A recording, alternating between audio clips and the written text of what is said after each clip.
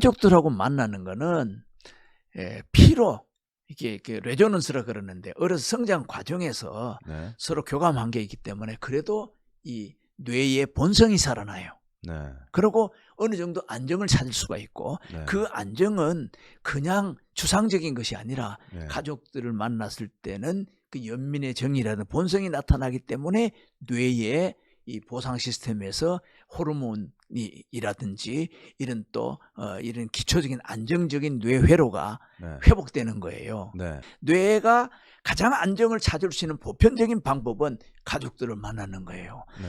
살인 강도나 유괴범 같은 거 아주 급박한 상황에서 그 사람을 진정시키는 이유도 가족의 목소리를 들려준다든지 가족이 와 있다라든지 하면은 살인 현장에서도 그걸 멈출 수 있는 건 가족이란 말이에요. 그러니까 지금 사실 만약에 방송을 예. 전우원 씨의 가족이 만약에 이 방송을 보고 있다면 예. 전우원 씨가 어떤 잘못을 하든 예. 비난하지 말고 예. 무조건 용서하고 예. 일단은 가족들이 품어줘야 된다.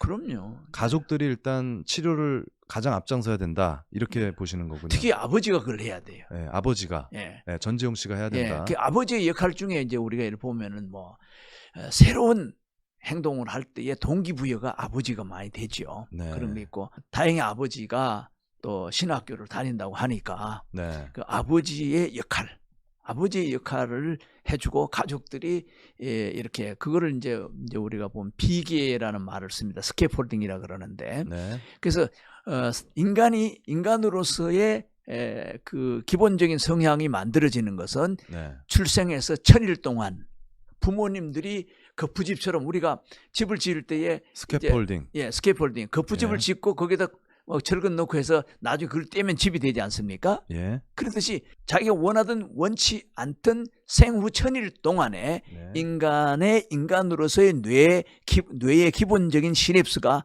그렇게 형성이 되는 거예요. 네. 그럼에도 불구하고 살아가면서 상처받고 힘들어도 노년이 되면 다시 회복될 수 있는 가능성은 다시 가족을 만나는 거예요. 네. 가족을 만났을 때에 아직도 이 청년이 20대 청년이기 때문에 네. 다시 앞으로 수십 년을 살아갈 텐데 예. 정상적인 네. 본성과 정상적인 가장 기본적인 상태 저희가 제 시간에 식사를 하고 또 산책을 하고 쇼핑을 다른 사람들과 대화를 나누면서 쇼핑을 하는 일상적인 생활로 돌아올 수 있는 최고의 방법은 가족을 만나는 것이고 그거를 이제 요즘부터 가족 치료라는 용어를 쓰기도 합니다. 그래서 가족을 만나는 것이 최상의 방법이다라고 말씀드릴 수 있습니다. 가족으로부터 받은 상처는 가족이 치료할 수 있다. 예. 오직 가족만 치료할 수 있다. 이렇게 사회적으로 받은 상처도 마찬가지입니다. 예. 심지어는 사회적으로 받은 상처도 그렇습니다. 오직 가족이 치료할 수 있다. 이런 뇌의 구조가 그렇게 되어 있습니다. 뇌의 구조가 그렇군요. 예, 그렇습니다. 그렇습니다. 이거는 정말 중요한 요소인 것 같습니다. 본인이 아마 심한 죄책감을 느끼고 있을 것이고 가족에 대한 어떠한 실망감, 배신감 이런 것들이 지금 상당한 상황에서 소장님께서 말씀하셨던 것처럼 지금 전우원 씨가 찾아야 되는 것은 내가 안전하고 내가 보호를 받는다라는 이런 게 필요한 것인데 저는 이제 뇌과학은 처음부터 우리 딸 때문에 뇌성마비였기 때문에 꾸준히 해오다가 중간에 치료가 많이 돼 가지고 중고등학교를 졸업하고 숭의여전을 이제 나왔는데 어느 순간에 이 아이가 아빠에 대한 불평, 원망이 바뀌면서 우울증에 빠지더라고요. 그래서 자 이거 왜 이럴까 하고 이제 고민을 했는데 아빠가 자기를 너무 과잉보호했다 이거예요. 자기는 뇌성마비가 치료는 됐지만은 아직도 뇌성마비 흔적이 남아서 말하는 것도 조금 버벅대고 또 이제 약간 붓자유스러운데 그러다 보니까 일반 친구들을 사귈 수가 없다는 거예요. 차라리 특수학교에 보냈으면은 친구 교제를 할 수 있는데 친구가 없어가지고 자기는 외로워서 못 살겠다는 거예요. 심각한 우울증에 빠지더라고요. 대인기피증 아무도 만나지 않으려고 하고. 그래서 그때는 우선 이 아이하고 소통이 돼야 되는데 어떻게 해야 되겠는가라고 이제 생각을 애를 많이 썼어요. 그래서 결국은 이제 제가 이제 상담학 박사과정 공부를 또 하게 되고 어떤 모임에 가니까 그 상담 치료라 그러면서 그 한 일주일 동안 이렇게 하는데 참여를 하게 됐어요. 네.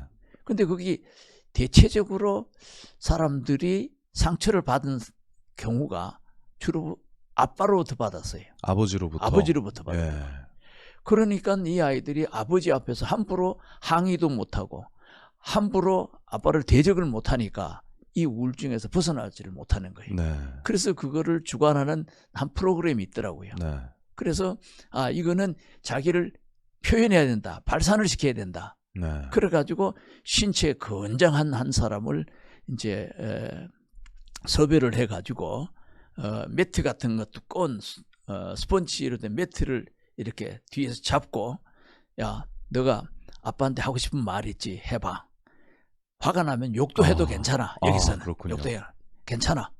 그러니까 진짜 아이가 욕을 막 하더라고요. 깜짝 놀랐어요. 네. 새끼만 네, 쌍시옷도 나오고. 쌍시옷도 나오고 아빠인데. 예. 그러니까 이 아빠라고는 생각을 하지만 실제는 아빠가 아니니까 그래도 막 나오는 거예요. 네. 그런데 어느 순간에 울면서 또 이제 아빠 죄송해요 하고 이랬더라고요. 그게 이제 좀 해소가 되는 게 있는 거군요.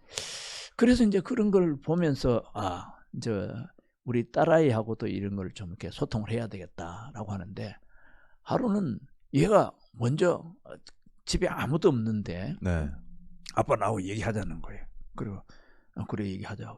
그러더니 이 길다란 빗자루를 가지고 와요. 네. 딱 놓더니면 아빠 내가 오늘 아빠한테 하고 싶은 얘기 다 할 거야. 아빠가 날 때리면 오늘 마음껏 때려도 돼. 까짓 건 맞지 뭐. 아주 작정을 하고. 작정을 하는 거예요. 그 얘기를 이제 털어놓는데 여행을 갔는데 자기는 이걸 보고 싶은데 아빠는 산지 찍고 빨리 오라 그러고 또 어디를 갔는데 뭘 하고 싶은데 자기가 하고 싶은 거는 다 무시하고 아빠 마음대로 했지 않느냐 이거예요. 나는 뭐냐 이거야. 그러니까 내가 친구도 사귀지도 못하고 나 혼자 아무것도 할 것도 없다 이거야. 네. 아빠가 과잉보호했다 이거야. 아빠 때문에 난 못 살겠다 이게. 네. 그래서 어떻게 하셨습니까? 그래서 나중에는 내가 잘못했다. 그리고 또 이제 다른 데 가서 이제 제가 이제 공부를 하다 보니까 잘못했다고 용서를 빌으라 그래. 잘못했다. 그러니까 애가 막 울면서 막 그러잖아요. 네. 그러니까 그 부모 자식 간에는 한쪽은 억압당했으니까 억울한데 한쪽은 해서 안 된다는 게 이게 막 뒤엉킨 거예요. 아마 전우연 씨도 같은 심정일 겁니다. 네. 그런데 이제 내가 그랬지. 용서가 안 되면은 아빠가 과감하게 아빠라는 걸 벗어놓고 딸을 치료하기 위해서 할 수 있는 거 다 해봐라. 그래서 내가 무릎을 꿇었다고요. 네. 무릎까지 꿇으시고. 되게 아버지로서 그렇게 하시는 게 쉽지가 않잖아요. 특히 자식 앞에서 그렇게 한다는 게 쉽지가 않을 텐데.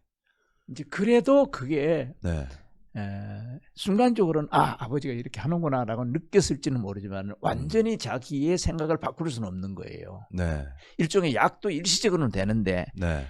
왜냐하면 뇌에는 이게 시냅스 회로가 형성이 돼야 되기 때문에 그렇잖아요. 네. 그래서 그때 이후부터 제가 이제 한 게 많죠.